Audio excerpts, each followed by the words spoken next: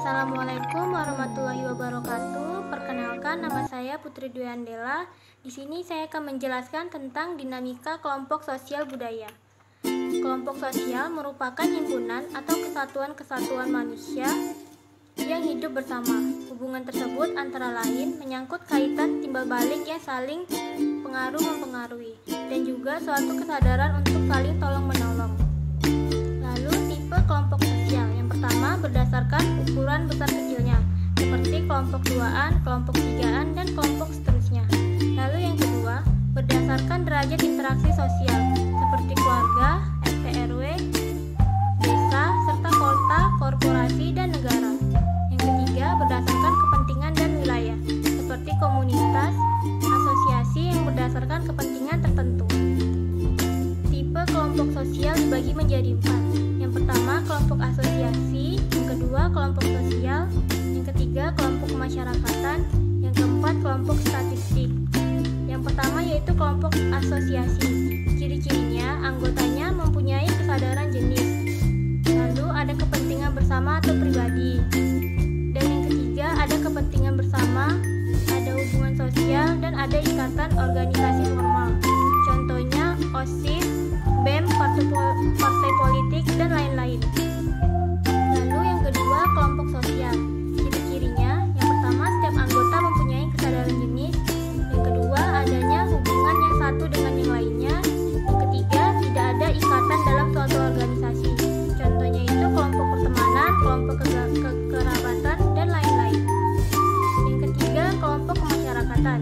Ciri-cirinya yang pertama hanya memenuhi satu persyaratan, artinya setiap anggota sadar akan persamaan di antara mereka. Yang kedua, belum adanya kontak dan komunikasi di antara mereka. Yang ketiga, belum ada organisasi. Dan yang terakhir, dasar terbentuk kelompok ini karena kepentingan pribadi, bukan kepentingan bersama. Contohnya kelompok wanita, kelompok pria, kelompok wisatawan asing, dan kelompok remaja.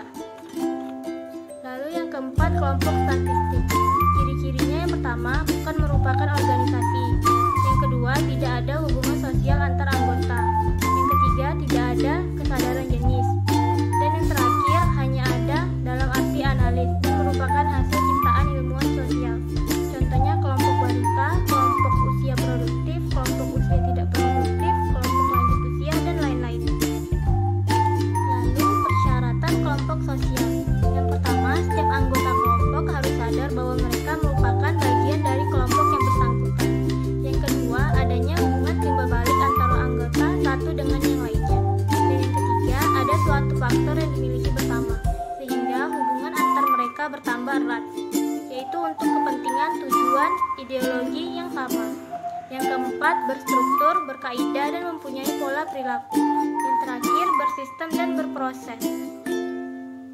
Lalu adanya kelompok teratur. Kelompok teratur yang pertama kelompok sendiri dan kelompok luar.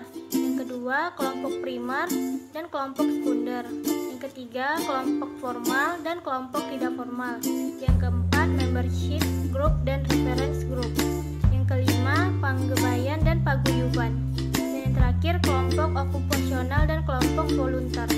Lalu ada kelompok tidak teratur, yaitu yang pertama kerumunan. Kumpulan manusia yang berkumpul secara kebetulan di suatu tempat yang sama untuk waktu yang sama karena adanya suatu pusat perhatian yang sama. Yang kedua publik, kelompok yang tidak sebagai kesatuan. Interaksi yang terjadi secara tidak langsung melalui alat-alat komunikasi seperti pembicaraan pribadi yang berantai, desas-desus, surat kabar, radio, televisi, dan film. Karena jumlahnya sangat besar, maka tidak ada pusat perhatian yang tajam. Individu dalam suatu publik masih mempunyai kesadaran akan kedudukan sosial yang sesungguhnya, serta masih mementingkan kepentingan-kepentingan pribadi daripada kepentingan-kepentingan kolektif atau kepentingan mereka yang tergabung dalam kerumunan. Lalu bentuk-bentuk kerumunan. A. Kerumunan yang berartikulasi dengan struktur sosial. Yang pertama, khayalak penonton atau pendengar yang formal. Yang kedua, kelompok ekspresif. B. Kerumunan yang bersifat sementara. Yang pertama, kumpulan yang berkurang menyenangkan. Kedua, kerumunan orang panik. Yang ketiga, kerumunan penonton. C. Kerumunan yang berlawanan dengan dengan norma hukum. Yang pertama, kerumunan yang emosional, yang kedua, kerumunan yang immoral. Hubungan antar kelompok. Menurut Graham C. Kinnold, hubungan antara kelompok dapat didasarkan atas yang pertama ciri fisiologis, yaitu persamaan jenis kelamin, usia, dan ras. Lalu yang kedua kebudayaan, yaitu kelompok etnik. Yang ketiga ekonomi, yaitu memiliki kekuasaan ekonomi dan tidak. Lalu yang terakhir perilaku, cacat fisik, cacat mental, dan penyimpangan terhadap nilai dan norma dalam masyarakat.